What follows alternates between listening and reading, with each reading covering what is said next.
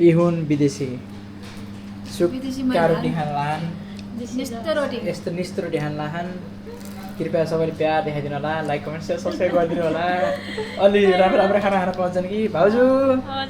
नमस्ते खै खानु त कसरी खानुहुन्छ खानु न खानु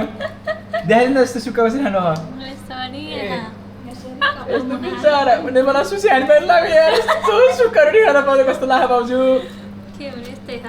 युरोप कस्तो नि छ भने जस्तो होइन नसोचे जस्तो नभने जस्तो सोचेले जिन्दगी रहेन त जस्तो हो र साँच्चै भाउजू भाउजूले चाहिँ यस्तो सुक्का रोटी मन पर्न लागेको छ है नेपालमा सुसी खाएको यो पछि होइन पस्नै पर्यो पस्नी पर्यो सुसी हैन त्यो झोलमामा झोलमामा यो चाहिँ आलु काटे पकाउँदा आलु खिचेको आलु ट्याक्क त्यहीलाई सम्झिनी सम्झिनी खाने यो रोटी खाने ल चिनी पनि ल्याइदिनु भाउजूलाई हजुर चिनी चिनी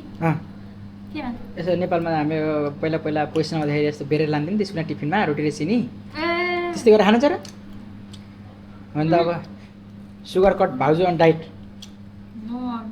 तपाईँले खानुहुन्छ र म सबै खान्छु नि दे भन्ने मात्र खाने केही होइन केटा साथीहरू यस्तै छ जिन्दगी विदेशको पीडा यस्तो रोटी खानुपर्छ बिहान बेलासम्म काम गर्छन् बिचारा कठै